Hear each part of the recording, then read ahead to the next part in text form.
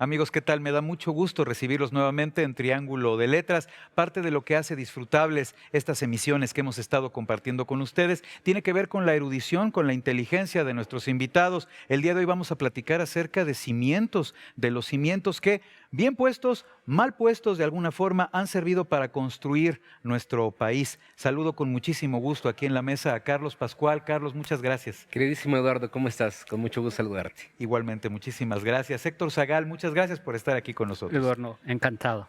Y finalmente, pero no por ello, en último lugar, saludo con mucho gusto a Eco. Eco, muchas gracias por estar hoy con nosotros. Muchas gracias a ti, Eduardo, por la invitación. Al contrario.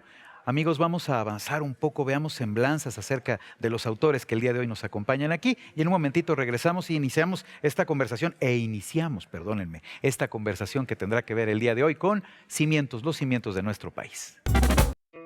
Carlos Pascual nació en la Ciudad de México. Es egresado de la Facultad de Filosofía y Letras de la UNAM. Estudió ópera en el Conservatorio Nacional y actuación teatral en el Núcleo de Estudios Teatrales NET. Recibió el Premio Nacional de Periodismo y el Premio Grijalvo de Novela, entre muchos otros.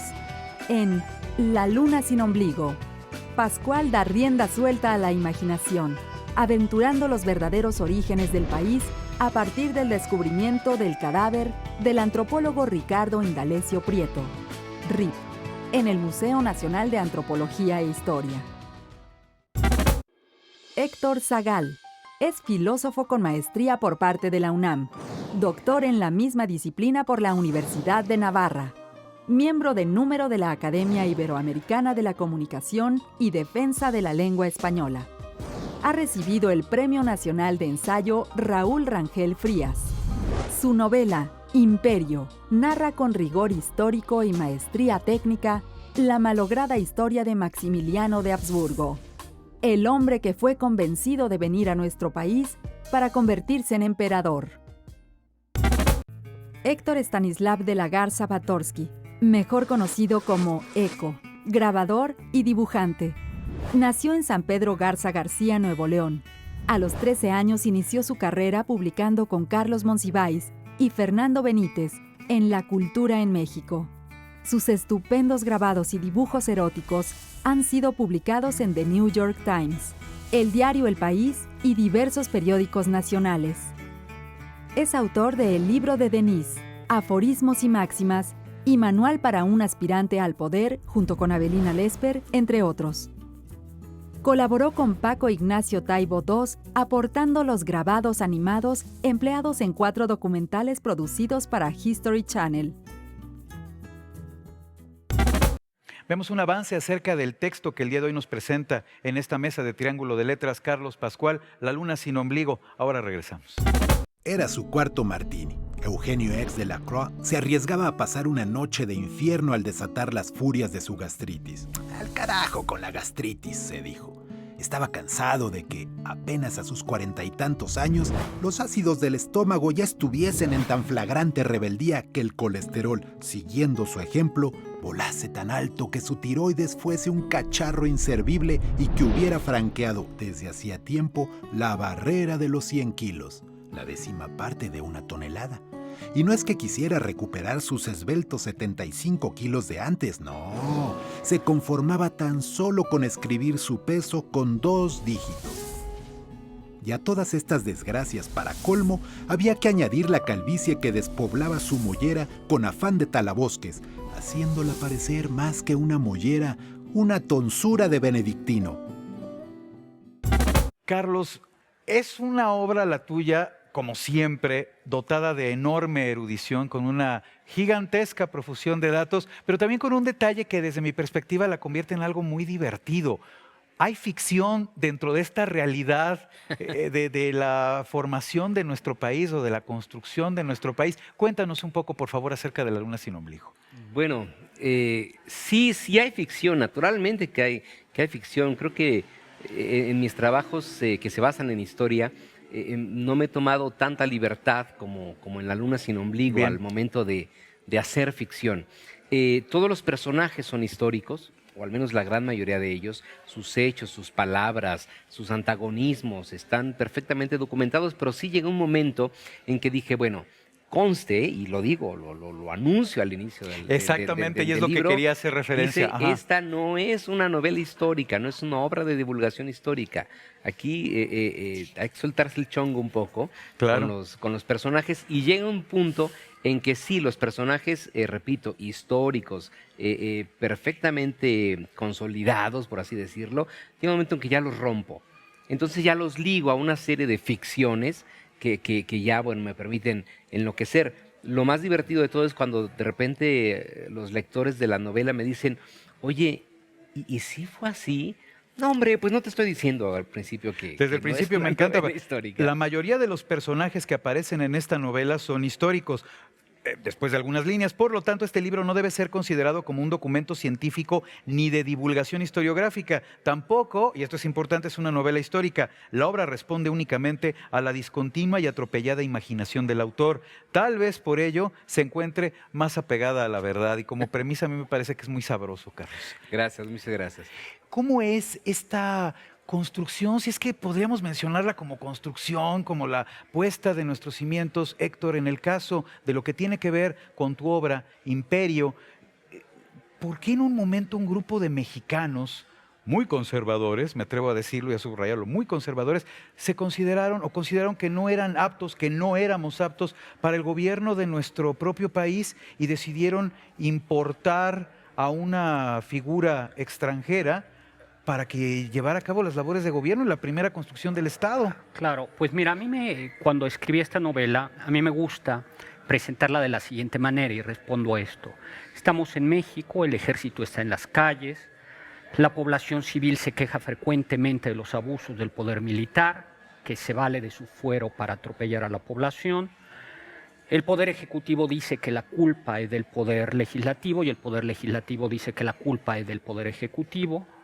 Los gobernadores dicen que hacen lo que les pega la gana, que la culpa es del Poder Central. El Poder Central dice que la culpa es de los gobernadores. El país está viviendo de sus recursos naturales, donde que eran vastos y suficientes, ¿no? Eso es un tema, ¿no?, fundamental, ¿no?, para la mala administración posterior. Además, ha habido una gran inestabilidad y la alta sociedad es una alta sociedad muy rica, muy rica, inculta y una vasta población pobre. Eso no es eso que puede ser el México del siglo XXI. Todo lo que acabo de decir no es el siglo XXI, sino es el siglo XIX. México había perdido la mitad de su territorio, eso se dice fácil, ¿no? Pero la mitad de su territorio es mucho, o sea, es Texas, California, Nuevo México, Colorado, Nevada, un pedazo de Wyoming, un pedazo de Oklahoma y un pedazo de Kansas, más la secesión pacífica de Nicaragua, Salvador, Costa Rica, Guatemala. Es decir, es un país que además había tenido 27 presidentes, de los cuales solo uno había terminado su mandato. Sí, estamos hablando de enorme inestabilidad. Entonces dices, vamos a ver, hay muchos mexicanos, muchos más de los que creemos, que dicen, pues ya estuvo bien esto de la democracia y lo que necesitamos es mano dura, fuerte, y si se puede, pues un hombre galán, católico, güero, que nos venga a dar el rumbo. Ahora, lo sorprendente es que buena parte de estos conservadores, muchos de ellos habían luchado en la guerra contra los norteamericanos. Este es el caso de Miramón, que estuvo en septiembre, o este es el caso también de Mejía, en el 13 de septiembre del 47. Entonces, creo que la novela lo que intenta responder es, uno, ¿en qué estaban pensando los mexicanos? Y la respuesta es, todos los mexicanos creían que hacía falta un golpe de timón, tanto conservadores como liberales, y los conservadores dijeron, el juego democrático no nos ha llevado a ningún lugar. Y por el otro lado, la pregunta es, que ya es casi una curiosidad, ¿en qué demonios estaba pensando Maximiliano cuando vino a Cuando México. aceptó, por ¿A supuesto, quién se le ocurre que un ese es señor uno de que los nació temas. en un palacio de 3,000 habitaciones, el Schönbrunn, con una isla privada? Dices, ¿qué vino a hacer aquí? Claro. Y en este sentido creo que la pregunta de qué vino a hacer aquí y en qué pensaban los mexicanos es una pregunta que me parece que tiene mucho que ver con la tertulia de hoy, y es a la vuelta de 100, 200, 150 años, 200 años, pues seguimos haciéndonos la misma pregunta. Seguimos creyendo, creemos en la democracia, creemos que realmente somos un país democrático o necesitamos algo distinto. No, bueno, y además a lo largo de la historia cómo van surgiendo diversas personalidades que después, con base en estos hechos históricos, de los que ahorita platicaremos un poco más, toman como banderas ideológicas que son muy importantes. Es el caso eco de Pancho Villa, uno de nuestros héroes nacionales o de nuestras figuras nacionales. Digo, no le estoy rebajando su nivel de heroicidad o su capacidad como líder, pero me refiero a que también era un idealista, un guerrillero, un hombre con enorme inteligencia militar. Cuéntanos un poquito acerca de la génesis del libro Pancho Villa toma Zacatecas. Bueno, es una coautoría, lo hice con Paco Ignacio Taibo II. Villa es un personaje que Paco le ha dedicado mucho tiempo, muchos años de su vida, y yo, como muchos, me siento identificado con Villa. Villa es un transgresor. Hombre de enorme inteligencia también. Es un hombre brillante, dependiendo del Sí. espectro en el que estás. Es un asesino robavacas o es un mito viviente y es una reivindicación el día de hoy, ¿no? Entonces, con esa mezcla de emociones, yo no podía hacer una novela gráfica de una manera convencional. Al principio, como dibujante, empecé a hacer dibujos y dije, esto no es cierto, esta es una historia épica, es la conquista a sangre y fuego de Zacatecas, es la destrucción del ejército del dictador Huerta, pues tiene que ser equivalente la épica de esta lucha con el mensaje que queremos dar. Entonces, una novela gráfica que no está en cuadritos, como La Revolución, se desparrama de su formato, entonces yo retomé, a principios de siglo estaba en total explosión el expresionismo alemán, como una rebelión y como instrumento de propaganda de los sindicatos y los movimientos populares en Europa para lanzar la revolución. Aquí en México, en ese momento ya estaba la revolución. Entonces, para mí fue natural tomar ese lenguaje y con esa navaja con la que nos han asaltado a todos un sábado en la noche, con una navaja y los linoleos empecé a escarbar y escarbar y a escarbar. Más de 300 grabados para poder hacer este trabajo, ¿no? Fue una obra donde Paco me escribía unas cuantas líneas y de esas cuantas líneas yo me aventaba pues quién sabe cuántas cosas, ¿no? Quise hacer con el guión, quise formarlo una parte integral de la novela. Entonces, lo que hace muchos años decíamos de que hay frases expansivas, hay palabras expansivas, como los expertos en la escritura lo saben, como ustedes lo saben, Bien. que pones una palabra y esa palabra te lleva mucho más. Entonces, los grabados más esas palabras se vuelve una combinación muy gratificante, pero que...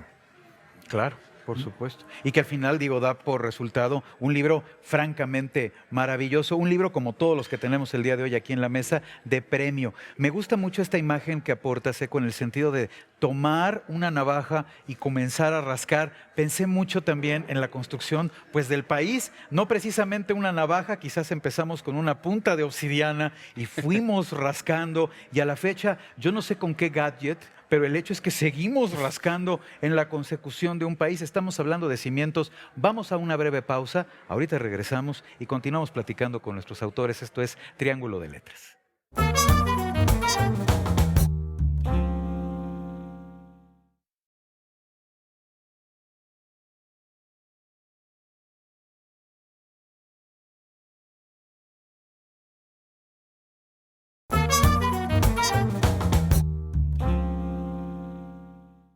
Maldita diarrea. Es culpa de las tortillas, del agua de Querétaro, del aire pestilente de la cárcel, de la traición de López, de la cobardía de Márquez y de la incompetencia de Vidaurri, de la inequidad de Napoleón, de la arrogancia de Bazaine, de la beatería de la emperatriz Eugenia, de la terquedad de la Bastida, de la necedad del nuncio, de la locura de mi esposa, de los guerrilleros juaristas, de las insidias del Lerdo de Tejada, de las ambiciones yanquis, de las incomprensiones de Francisco José, de las presiones de mi madre, maldita diarrea. Pero soy un idealista y no me arrepiento, aunque me pudra por dentro. Ahora que conocemos un poquito más acerca del libro de Héctor Zagal, hace un ratito nos platicabas, Héctor, bueno, pues también, sí, ¿en qué pensaban los mexicanos cuando consideraban que una persona del extranjero era la idónea para gobernarnos? Pero también en qué estaba pensando Maximiliano a la hora en que decidió decir que sí, y en qué estaban pensando muchos de nuestros personajes nacionales a la hora de acometer las diversas causas o épicas, las gestas que los llevaron a la consecución de sus respectivas misiones. Héctor primero, y bueno, platiquemos entre todos pues, los cimientos de nuestro país. Qué complejos, ¿no? Pero también qué carismáticos. Claro. A mí me gusta siempre decir algo, y es que somos un país que estamos todavía en los cimientos. Tenemos 200 años, si nos vamos hasta atrás, yo pongo un ejemplo, la Universidad de París y la Universidad de Oxford tienen más historia que México. París fue fundada en el siglo XIII, Oxford también en el siglo XIII, México Tenochtitlan, que no es México, en el siglo XIV. Sí, es que, sabes que ahí empieza la discusión, desde dónde somos México. Pero incluso aunque fuese México Tenochtitlan, somos un país con menos historia que la Universidad de París. Así de fácil. Es decir, somos muy joven. Esto no quiere decir que no tengamos historia. No, claro. Sí, no, porque es justo lo que pensaba yo ahora. Lo que quiere decir es que estamos apenas en los cimientos, es decir, estamos a lo mejor ya saliendo a tierra, y creo que esta es parte de la dinámica de nuestra realidad, que nos faltan todavía muchos pisos por delante, y yo creo que apenas estamos conociendo el suelo, apenas estamos cimentando. Claro, me parece. Comprendo muy bien la imagen a la que te refieres en estos 200 años como de nuestra antigüedad política, ya como un Estado constituido, ¿no? Un país moderno. Pero la verdad es que, digo, y tú lo has comentado, sí acá en otros libros de tu autoría, Carlos, somos también un país con una enorme historia previa a ser propiamente conocidos como México, o reconocidos como mexicanos. Bueno, naturalmente, pero eso que está mencionado, Héctor, nunca lo había visto yo así con esa perspectiva. Sí, es que a mí también me parece bien interesante, es extraordinario, y como un buen tema. Sí, tiene toda la razón. Pero bueno, hablemos de México. En México efectivamente tiene estos 200 años, y ahora que estamos hablando de cimiento, cimiento con C, ¿verdad? De cimiento. Sí, en ese sentido. Yo pensé solo. que era cimiento con ese. Sí. No, me equivoqué de tema, perdón. A otra normalidad. No, yo pensé que era otra cosa. Realidad, okay, ¿no? bueno. Tenía otra idea. Hay una palabra, voy a decir algo absolutamente, terriblemente, políticamente incorrecto, pero hay una palabra que nos marca a todos actualmente, que es la famosísima democracia. Lo que estaba mencionando también Héctor al principio, la tan traída, tan llevada democracia. ¿Realmente nos sirve la democracia? ¿Por qué ilustres personajes, ya quitémosle la etiqueta de conservadores, por qué los ilustres personajes, oye, un Miramón, que es un personaje asasazo, bueno, aquí reflejado se quiere traer a un embajador? ¿Por qué el mismísimo Juárez, de ser un idealista demócrata, se convierte en un pragmático que se reelige y se reelige?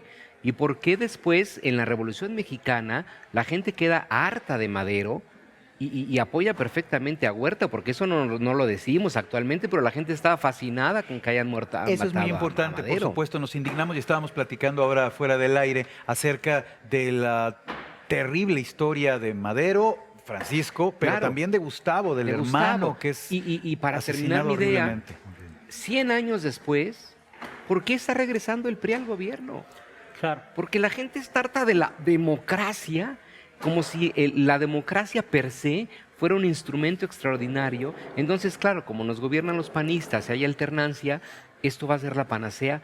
No, la gente quiere orden, ¿ves? La gente quiere estabilidad, quiere progreso, no quiere democracia. No nos hagamos tontos. Yo advertí que era políticamente incorrecto. Sí, lo acabamos de notar, por supuesto. Miren, vamos a mandar al adelanto, bueno, para que ustedes conozcan el texto que hizo ECO, con base también en el trabajo de Paco Ignacio Taibo II. Yo nada más les quiero mostrar, vean nada más la belleza artística, el trabajo espléndido de ECO en este libro maravilloso.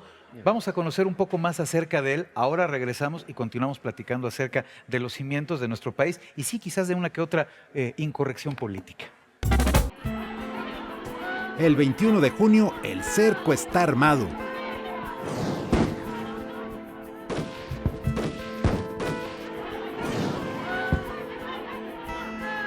¡Jálenle, cabrones!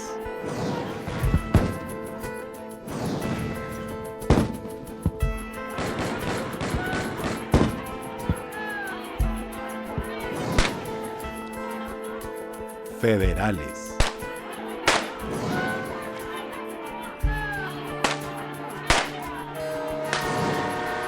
Coronel, tronaron la vía como 3 kilómetros adelante.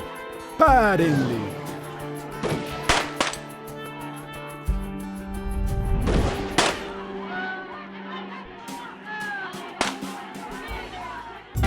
Hace un momentito Carlos nos aportaba un dato importante, interesante. Es cierto, todos nos quedamos en la indignación en lo que tuvo que ver con el asesinato de Madero, de Pino Suárez, del hermano, ¿no?, de Gustavo Madero. Pero olvidamos que también la gente en su momento apoyó a Victoriano Huerta. Eco, tú tuviste oportunidad, platicando con el gran historiador carismatiquísimo que es Paco, de conocer estos detalles que de repente también son parte de nuestra oscura historia, pero también de nuestra historia real, de nuestra historia de carne y hueso, nuestra historia presente. Bueno, hay una parte de la historia, hay un grupo de la población muy grande que odiaron a Victoriano Huerta. Bien. Facciones, como debe ser. Como en todo, ¿verdad? Debe haber habido a favor y en contra, claro. Entonces, por ejemplo, cuando me toca decir esto de que Pancho Villa le hubiera metido 3 balazos a la cucaracha de Huerta cuando Huerta era secretario de guerra y lo tuvo enfrente, él podía haber sacado la Colt 38 especial y haberlo asesinado ahí mismo. Ahí mismo con se hubiera las acabado. consecuencias de que también se acaba ahí Pancho Villa, pero se acaba el golpe de Estado, etcétera, etcétera. Entonces yo viendo las fotografías de Victoriano Huerta, este hombre con sus lentes ahumados y con sus guantes de cuero, hay una fotografía atribuida a Casasola, que no es de Casasola, donde está él tomando una niña de 9 años. Esa niña no es su ahijada, ni es su hija, ni nada. O sea, el hombre era un hombre sádico, era un hombre cruel. Entonces, cuando me toca imaginar la escena donde está una mano de un villista con una Nagant rusa, obviamente no había Nagants rusas en México, pero pues yo quise ponerle un revólver bolchevique en la mano. ¿Por qué? Para reflejar aún más esa crueldad o esa imagen como del villano. Está este brazo disparándole 3 balazos a este hombre, y este hombre, como los verdaderos sádicos, es un gran cobarde y está hincado rogando por su vida. Es un poco es una licencia poética como muchísimas que hay aquí adentro. Pero retomando lo que había dicho Héctor sobre la historia de México, que es alucinante la historia de la Universidad de París y la historia de México. Y me acuerdo, me tienen que corregir, cuando le preguntan a Zhou Enlai qué opina de la Revolución Francesa y dice, es demasiado pronto para opinar. ¿Por qué nos cuesta tanto trabajo? Digo, entiendo que no hay país al que sus respectivos procesos revolucionarios o democráticos no les hayan costado trabajo. Pues tiene que ver ya con la condición humana, ¿no?, con la forma de ser que tenemos como especie. Pero en el caso específico de México, estamos rodeados como de muchas espinas, ¿no? Como que hemos tenido espacios muy dolorosos, y los dolorosos son ciertamente terribles. ¿Por qué particularmente desde su perspectiva somos un país tan complicado, tan violentado, tan difícil para nuestros procesos? Por favor. Fíjate que hay en la Plaza de las Tres Culturas hay una frasecita esculpida, que es cursi, pero me parece verdadera, que dice algo así como: no fue triunfo ni derrota, hablando de la toma de Tenochtitlan, sino dice: fue el duro nacimiento del pueblo mexicano. Me parece cursi por razones obvias, pero yo creo que es verdadera. Es decir, México como nación, o lo que después será México, nace a partir de la conquista, porque era una amalgama de pueblos indígenas que fueron brutalmente conquistados, con ayuda de los mismos indígenas, como la República, claro, eso siempre hay que recordarlo. como la República de Tlaxcala, Sí, sí. que acompañaban a los españoles a hacer otras conquistas, como Saltillo. Entonces creo que eso hace que nazca no de una amalgama, sino de una tensión que todavía tenemos, ¿no? Entonces hay muchas fuerzas. México es un país donde hay 10 millones de indígenas, 10, 11 millones, de los cuales esos 10 hablan la lengua indígena y uno monolingüe, y además cada una de ellas con sus peculiaridades. Una clase criolla que todavía cree ser europea o ahora norteamericana, y una clase a la que pertenecemos la mayor parte de los mexicanos, que somos mestizos, y que aún no encontramos nuestra propia identidad. Yo creo que es como una marca de nacimiento que poco a poco se irá acrisolando, pero ahí está. Yo incluso más que en la historia lo percibo en cómo continuamente buscamos lo exterior, ¿no? Nuestro idioma, el español, a pesar de ser nuestro principal patrimonio, es tan frágil, y si no basta ver con qué facilidad lo utilizamos, lo salpicamos de palabras en inglés. Entiendo. Claro, y la evolución que ha tenido también el idioma, o involución, ¿no? Porque hay mucho esta discusión entre lingüistas con respecto hacia dónde. Yo creo que las tensiones están ahí, no las resolverá el tiempo, me parece. Claro. Carlos, finalmente, digo, ¿tú qué pensarías con respecto a esto que comentamos Bueno, ahora? yo agregando a lo dicho por Héctor, no negándolo, porque estoy completamente de acuerdo con él, me parece que tiene que ver con la grandeza del país. Claro. Es un país extraordinario, es un país rico, poderoso, potente, vivo, vivificante. Tenemos gente Qué importante también recordarlo, ¿verdad? De repente, sí es cierto. Y puede sonar demagógico, pero tenemos héroes, tenemos grandes héroes, tenemos grandes movimientos sociales. Un país así no puede ser sencillito, ¿ves? Es un país complejo, es un país abigarrado, es un país barroco. Entonces, claro. No puede ser sencillo. Y además agrégale el factor geográfico, que es paso de culturas, que es paso de estrategias de conquista a la gran potencia mundial. Somos del justo norte. la conexión, ¿no? Entre Somos Latinoamérica y el principal, Entonces, el país más poderoso. eso complejiza muchísimo. ¿Por qué nunca quisieron invadir Honduras? ¿Verdad? Pues con todo respeto para Honduras, pero por Honduras no se pasa a ningún lado, por México se pasa al paraíso y a la panacea A de la los Estados potencia, Unidos, por ¿no? supuesto. Miren, los cimientos del país y todo lo que nos da para platicar acerca de ellos. Infortunadamente ya se nos acaba el tiempo y no tendremos más que, bueno, agradecer en primer lugar a ustedes, amigos televidentes, que nos han acompañado, y también, por supuesto, a Carlos. Carlos Pascual, muchas gracias. Mi querido editor, cuídate mucho. Gracias por invitarme. Qué amable, Carlos. Muchísimas gracias. Héctor Zagal, muchas gracias por haber venido. Mil gracias. Eco, mil gracias igualmente por haber estado aquí con nosotros. Muchas gracias, Eduardo. Amigos, no nos resta más que pedirles, por favor, que nos acompañen la semana entrante en un nuevo Triángulo de Letras. El día de hoy, Cimientos, con cuántas reflexiones de nuestros inteligentísimos autores se quedan ustedes para continuar conversando en su casa. Nosotros aquí nos vamos a quedar con muchas y quizás seguiremos platicando acerca de ellas. Muchísimas gracias. Hasta luego.